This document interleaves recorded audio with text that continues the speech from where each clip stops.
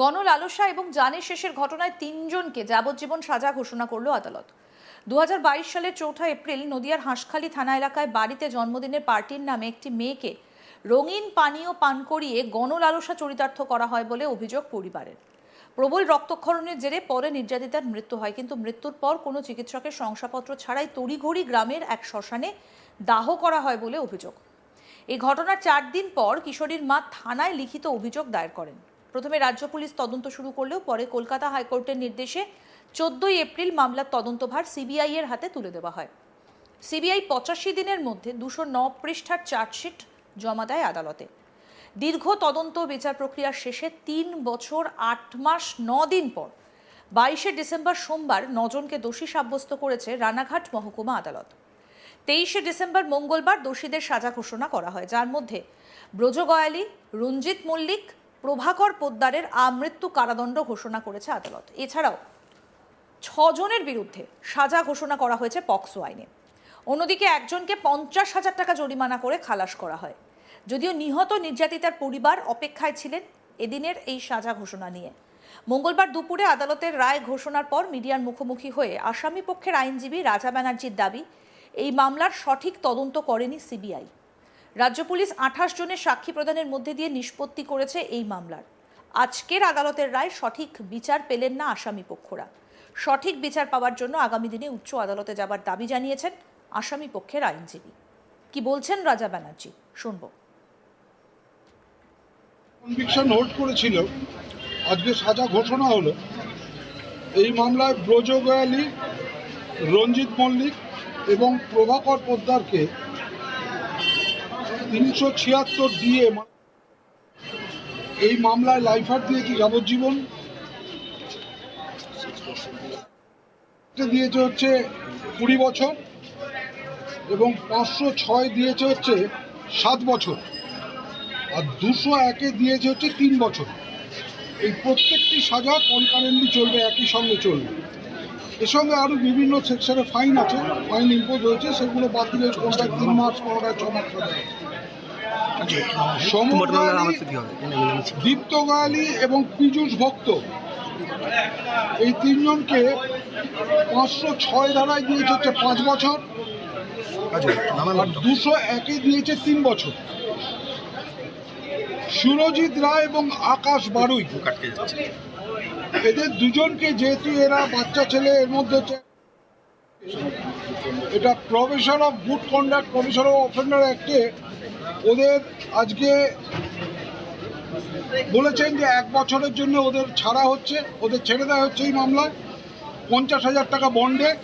এবং এই ১ বছর এরা এই প্রফেশনাল অফিসারের সঙ্গে দেখা করবে এবং প্রফেশনাল অফিসার যদি গুড রিপোর্ট দেয় ওদের বিপক্ষে ১ বছরের মধ্যে, তাহলে ঠিক আছে, এবং ১ বছরের মধ্যে যদি কোনো অফেন্সের সঙ্গে ওরা জড়িয়ে থাকে তাহলে এটা ক্যান্সেল হবে।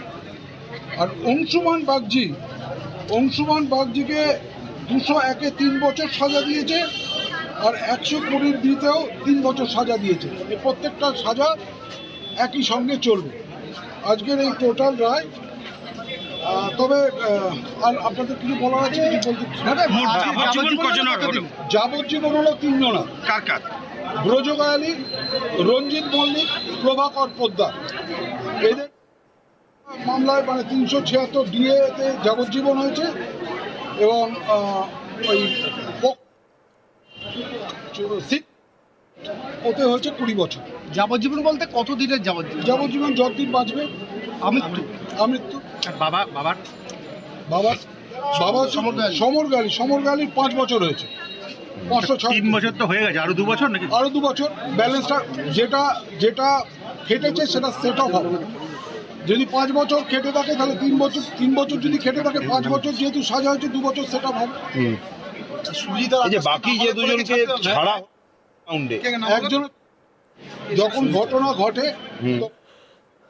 কোনটা, সেটা হচ্ছে সুরজিৎ রায় এবং আকাশ বারুই, তার তখন বয়স ছিল হচ্ছে ২০ বছর। যদিও কিন্তু ২০ বছর যেহেতু সেই এজের দিকে তাকিয়ে এবং তার গুড কন্ডাক্টের দিকে তাকিয়ে তাকে এই প্রভিশন অফ অফেন্ডার অ্যাক্টে তাকে আজকে মুক্তি দিয়েছে এবং ৫০,০০০ টাকা বন্ড। আকাশ বারুই এবং সুরজিৎ রায় আর দীপ্ত গয়ালী দীপ্ত গায়ালিকে দিয়েছে 5 বছর, দীপ্ত গায়ালি, পীযূষ ভক্ত, সমর গায়ালি, এদের 5 বছর। অন্যদিকে অভিযুক্তদের পরিবারের দাবি, সঠিক বিচার পাওয়ার জন্য প্রায় 3.5 বছর আদালতের দরজায় দরজায় ঘুরে বেড়াচ্ছেন তারা। এখন দেখার যে এই ঘটনায় আদালতের রায় কোন দিকে মোড় নিতে পারে। আসামি পক্ষের আইনজীবী রাজা ব্যানার্জি আর কি বললেন, আসুন সেটাও শোনাই।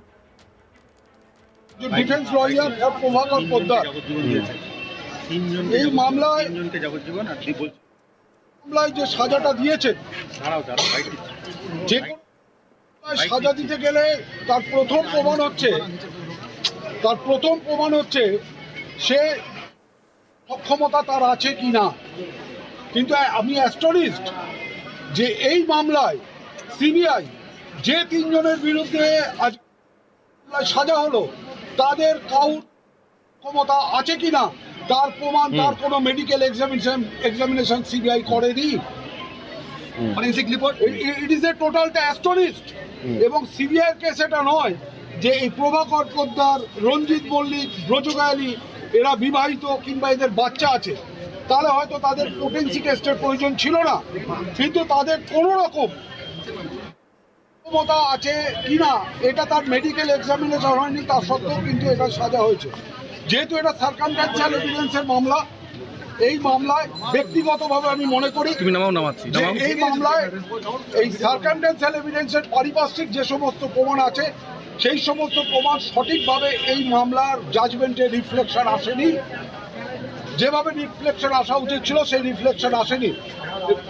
সুতরাং এই মামলার এগেনস্টে আমরা হাইকোর্ট যাব, হাইকোর্টে গিয়ে আমরা দেখব, কারণ এই মামলা সিবিআই যে তদন্ত করেছে সেই তদন্ত একজন ডিফেন্স আইনজীবী হিসেবে আমার মনে হয়েছে এই তদন্ত সঠিক নয়। কারণ যে মূল পোটেন্সি টেস্ট সেই পোটেন্সি টেস্ট সিবিআই করেনি। এবং পুলিশ যে তদন্ত করছিল, পুলিশের কাছে যে তদন্ত রিপোর্ট এবং সিবিআইয়ের কাছে যে তদন্ত রিপোর্ট, পুলিশের তদন্ত রিপোর্টে বিভিন্ন এই ডিজিজদের মা, মানে ভিক্টিমের মা, বাবা নয় মা এবং অন্যান্য আরও সাক্ষী তারা গোপন জবানবন্দি দিয়েছিল জুডিশিয়াল ম্যাজিস্ট্রেটের কাছে। সেইখানে একরকম বলেছে এবং পরবর্তীকালে 2 মাস বাদে 1 মাস বাদে সিবিআই যখন তাদের গোপন জবানবন্দি করছে সেটা আবার অন্যরকম বলছে। অতএব হ্যাবক লেখেও না এই মামলার মধ্যে। সুতরাং এই যে রায় হয়েছে, অনেক সময় তো এটা ঠিক মানুষ আবেগের দ্বারা তাড়িত হয়, এটা অস্বীকার করার কোনো জায়গা নেই। কখনো কখনো আবেগ আইনকে ছাড়িয়ে যেতেও পারে, সেটা দেখা যাক, আবার কোর্টে যাব।